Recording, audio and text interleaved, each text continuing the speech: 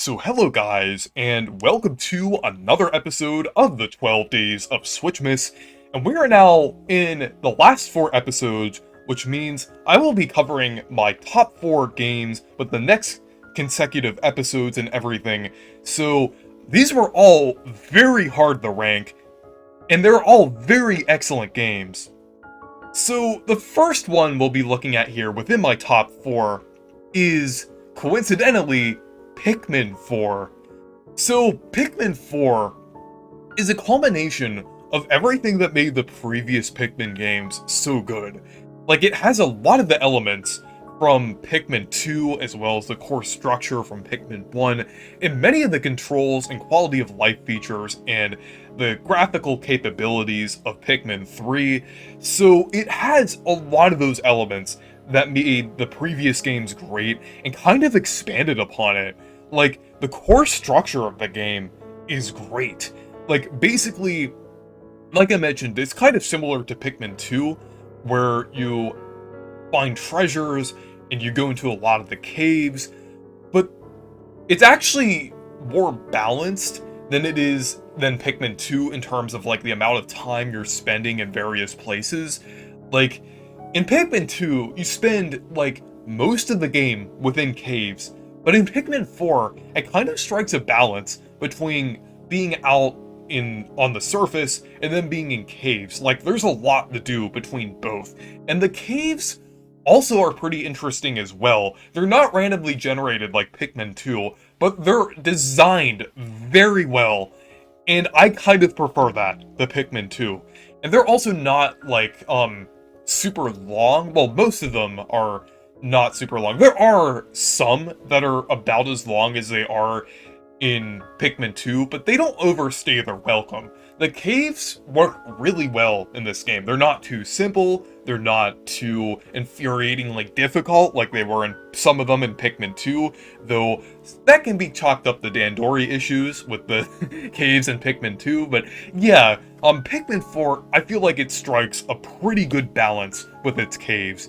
And finding the treasures is also really fun as well. There are hundreds to find, and it's cool to see them based on different things. There's even a few Nintendo-themed ones, and that basically kind of nets you some Sparklium, which you can use to eventually progress to different areas, and the different areas are great. There's a lot of verticality between these areas. There's a lot of, like, different gimmicks in the areas, like with Serene Shores. Basically, like, there's like a tide that kind of affects the area. Like, it's filled with water for the first half of the day, and then for the second half of the day you can access areas that were kind of submerged underwater. There's like Hero's Hideaway, which is in a house, and then Primordial Thicket, which is like full of like mold and stuff that you need like white Pikmin to get through. And that also has a fair amount of like verticality and things as well. It's pretty expansive. And then like in Giant's Hearth, there's like these like sprinklers that you need to kind of take down with that only blue Pikmin can go through, but you have to build like these basically these valves to kind of turn them off. But there's also like these fire things, like haystacks, that you have to kind of use like red Pikmin to kind of burn down by carrying these little like fire starting things. So it's really cool how a lot of them use different gimmicks with different Pikmin, and I think it's pretty cool. And speaking of new Pikmin, there are 2 new Pikmin types in Pikmin 4.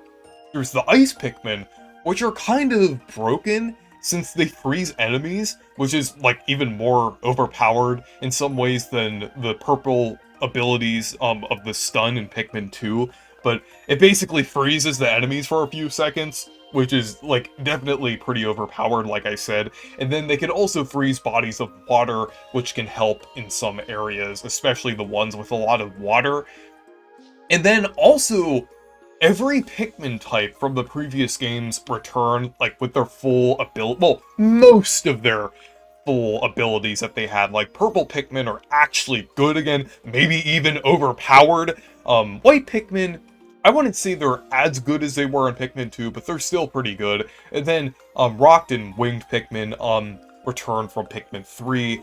And then there's also another new Pikmin type that is exclusive to another mode, called the Glow Pikmin, and they're out in night expeditions, and basically, like, the Glow Pikmin are basically immune to, like, any hazard, kind of like the Bulbmin from Pikmin 2, but you could also kind of do an interesting, like, charge attack where they kind of transform into, like a glowing orb, and then they stun the enemy, which is pretty interesting. And then in those night expeditions, you have to protect the Luminol, which produces like this sap that you can use to like cure leaflings. And basically, one of the objectives in Pikmin 4 is finding leaflings in different areas, like Dandori battles and things, and then curing them. And you're a part of like the rescue corps and everything, and you find like the different members at the beginning, and then some of them have like different like upgrades and things for your character, like different items and things. And speaking of upgrades, let's talk about the biggest new addition of Pikmin 4, Oatchi.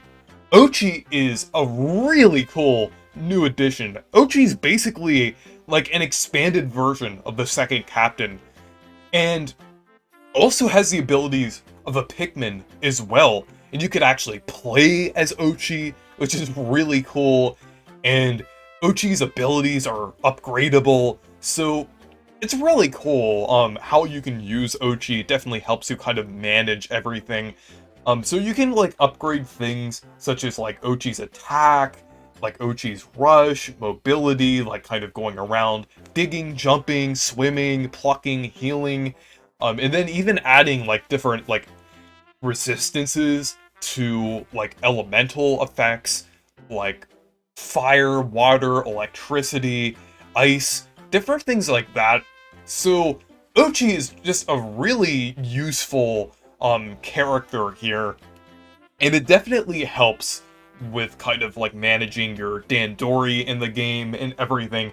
And speaking of Dandori, there's a lot of emphasis on Dandori in the game, since there are Dandori challenges and Dandori battles. So the Dandori challenges are kind of like a successor to the mission mode from Pikmin 3, and you kind of have to do like a certain about, like kind of bring back everything to like the ship kind of, or I guess similar to the Onion, but like the thing within caves, and then within a certain amount of time, and you can get different medals for doing it, and it's pretty fun.